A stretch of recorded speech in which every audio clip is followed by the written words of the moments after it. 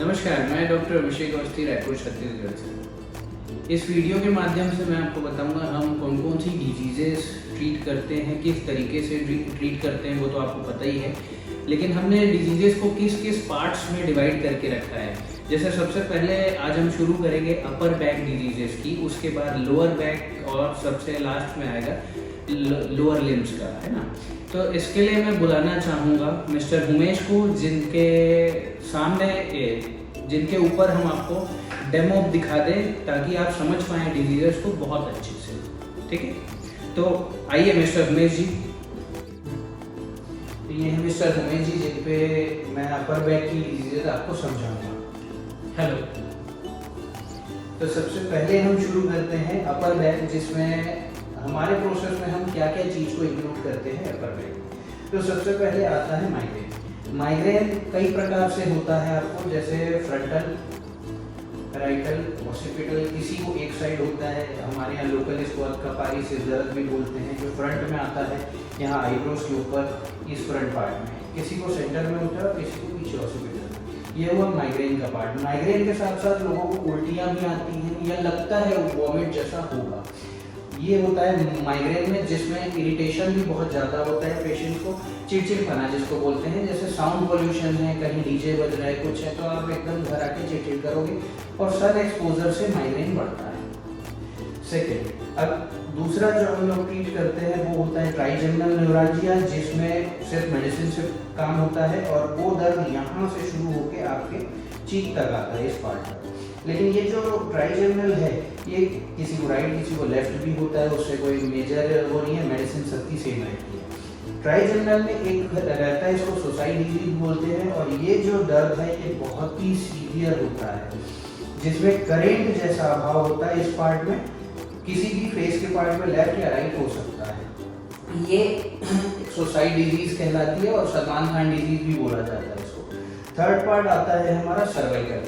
Cervical जो होता है वो यहाँ से शुरू होता है, मतलब आपके कान के पीछे से शुरू होगा, इस पार्ट से ये पूरा स्कैपुलर रीजन कवर करते हुए शोल्डर पे आता है। शोल्डर के बाद ये बाइसेप ट्राइसेप पे होते हुए एल्बो, एल्बो के बाद ये पूरा फिंगर्स तक भी आ जाता है।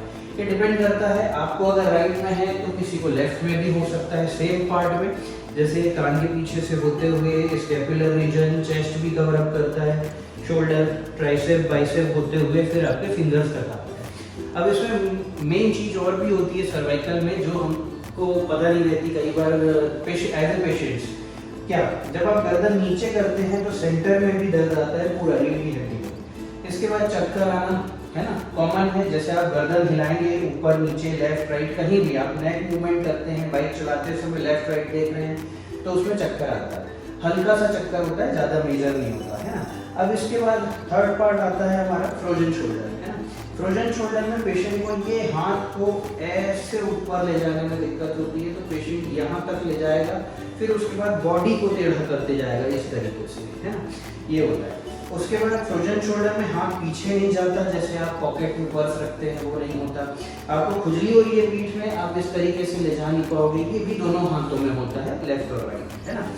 Frozen shoulder generally diabetes patient की मुख्य बीमारी है, जिसमें ये कंधा जाम हो जाता है ना।